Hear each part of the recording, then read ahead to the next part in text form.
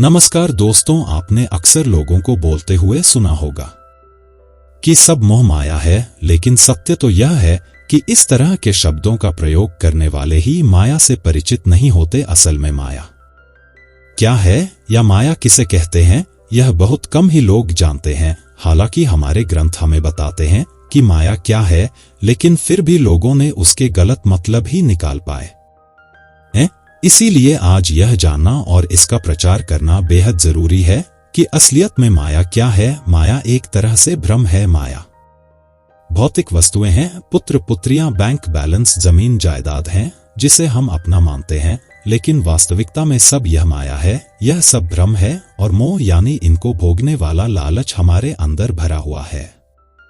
लेकिन इसका मतलब यह नहीं कि हमें इन सब का इस सांसारिक जीवन में त्याग कर देना चाहिए, बल्कि हमें समझना चाहिए कि यह भौतिक वस्तुएं और सुख सुविधाएं पल भर के लिए होती हैं। अगर यह हमसे छिन जाए तो हमें दुख नहीं होना चाहिए। यह तब होगा जब हम माया और मोह के बंधन को समझे और इसके पीछे ना भागे। आप जरा अपने आप को ही देख लीजिए। जब कोई बड़ी कामयाबी, बड़ा घर, खूब सारा पैसा, पुत्र पुत्री आदि जब आपको मिल जाता है तो आप कहते हैं कि सब भगवान ने दिया है। लेकिन जब यही सब चीजें आपके पास नहीं रहती तो आप कहते हैं कि भगवान, यह तूने क्या किया, मुझसे क्या भूल हुई, मुझसे यह सब क्यों छीना। लेकिन यह सब चीजें भगवान ने ही आपको दी हैं और वह ले भी सकता है, और ऐसा भी हो सकता है आपको इसके बदले और ज्यादा दे, लेकिन आप नहीं मानेंगे। आप उस चीज की वजह से आप दुखी हो जाएंगे। तब आप यह सोचे कि जब आप इस धरती पर आए थे तब आपके पास कुछ नहीं था और यह सब आपके साथ जाएगा भी नहीं। जाएंगे तो सिर्फ आपके किए हुए कर्म और आपका इस धरती पर दूसरों के प्रति प्रेम रूपी व्यवहार। और आपकी महानता क्या होता है।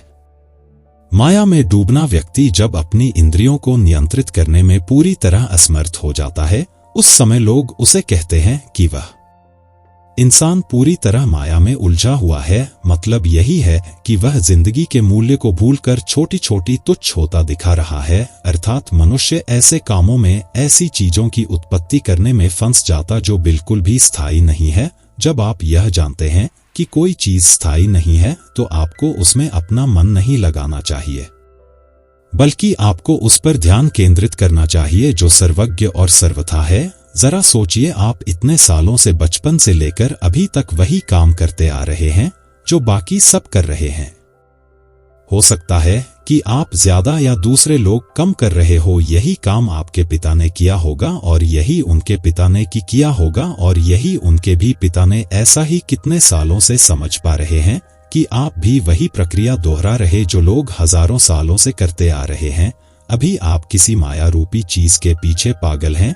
फिर यही करते करते आप किसी दिन मृत्यु को प्राप्त होंगे। फिर आपका बेटा या बेटी यही करते करते मृत्यु को प्राप्त होंगे और यही हजारों वर्ष तक चलेगा। अब आप सोचिए, क्या भगवान ने आपको इसी काम को दोहराने के लिए भेजा है? जरा भगवद गीता के श्लोक को समझे, तभी हेषा गुणम कुम जाएंगे तो आप इससे पार यानी मुक्त हो जाएंगे। अगर आप माया को आसान भाषा में समझना चाहते हैं तो इसे जरूर सुने। नारद ने एक दिन श्री कृष्ण से पूछा, प्रभु आपकी माया कैसी है, मैं देखना चाहता हूँ। कई दिन के बाद श्री कृष्ण नारद को लेकर एक जंगल में गए। बहुत दूर जाने के बाद श्री कृष्ण नारद से बोले, नारद मुझे बड़ी प्यास लगी है, क्या कहीं से थोड़ा जल लाकर पिला सकते हो? नारद बोले, प्रभु कुछ देर ठहरी, मैं अभी जल लेकर आता हूँ। यह कहकर नारद चले गए। कुछ दूर पर एक गांव था। नारद वहीं जल की खोज करने लगे। एक मकान के द्वार पर पहुंचकर उन्होंने खटखटाया। द्वार खुला और एक परम सुंदरी कन्या उनके सम्मुख आकर खड़ी हुई। उसे देखते ही नारद सब कुछ भूल गए। भगवान उनकी प्रतीक्षा कर रहे होंगे, वे प्यासे होंगे।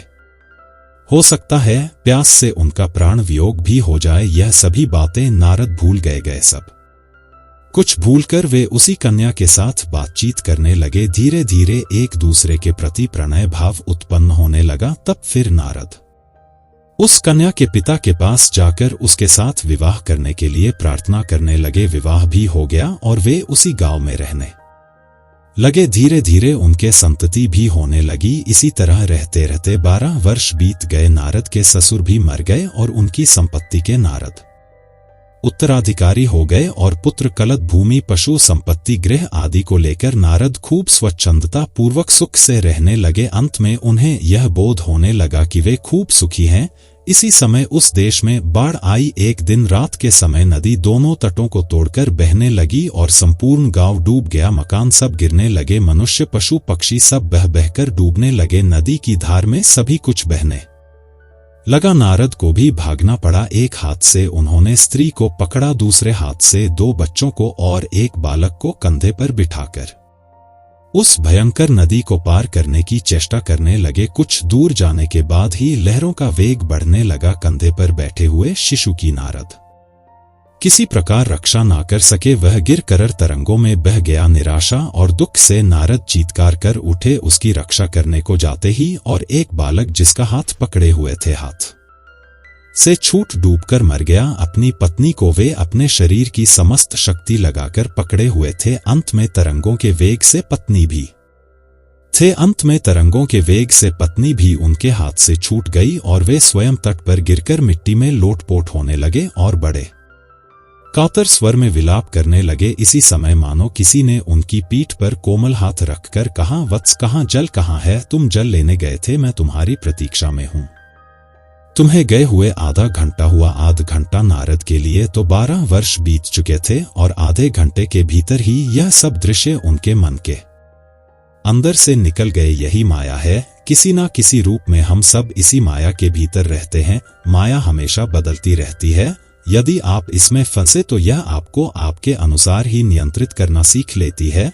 जैसे आज ज्यादा पैसे कमाए हैं तो खुशी का अनुभव करते हैं, वही कल कम पैसे कमा पाए तो व्यक्ति दुखी हो जाता है। यह दर्शाता है कि आप माया के जाल में फंस चुके हैं, क्योंकि व्यक्ति को सिर्फ अपने कर्म से खुशी मिलनी चाहिए और अपने प्रयास करने चाहिए। चिंता करना भी स्वाभाविक है, पर सब कुछ होते हुए भी और की इच्छा रखने के लिए रोना तो दुर्भाग्य ही होगा। आपके जीवन की अस्थिरता का मुख्य कारण क्या है, आपको यह समझना बेहद जरूरी है, क्योंकि ऐसे कुछ तुच्छ कारण जो आपको प्रभावित करने में लगे हैं, वह माया में लिप्त होने के संकेत है। हमेशा बदलती हुई तमाम घटनाएं और आपके आसपास की चीजें ही माया है। स्थिरता तब आती है जब आप अपने अंदर किसी ऐसी चीज पर काम करते हैं जो बदल नहीं रही है, जो पूरे समय एक समान रहती है। इसे माया के जाल से बाहर निकलना कहा जाता है। यूं तो लोगों ने माया शब्द के जाने कितने ही अलग अलग अर्थ निकाले हैं, जिसमें से एक और प्रमुख अर्थ है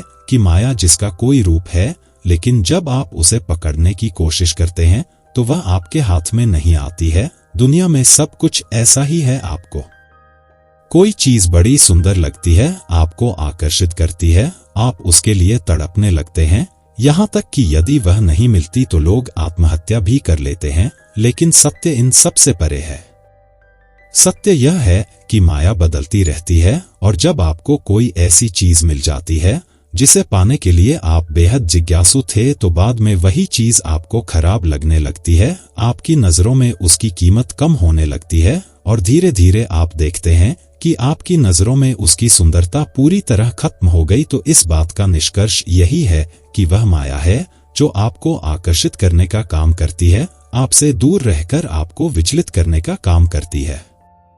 और यदि आप उसे गलती से हासिल भी कर लेते हैं तो वह अपना रूप बदलकर किसी और वस्तु में समाने लगती है, और फिर आप उसके पीछे लग जाते हैं। जो कुछ भी आपको विचलित करता है, भले भी वह कोई चीज हो या इंसान, तो आपको यह समझना चाहिए कि यह माया है और इसका काम सिर्फ आपको आपके मूल लक्ष्य से भटकना है। इसके अतिरिक्त माया आपको कोई संतुष्टि नहीं देगी। यदि आप ऐसा सोचते हैं कि कोई महंगी गाड़ी लेकर आप खुद को संतुष्ट महसूस करेंगे, तो यह आपकी सबसे बड़ी गलतफहमी है।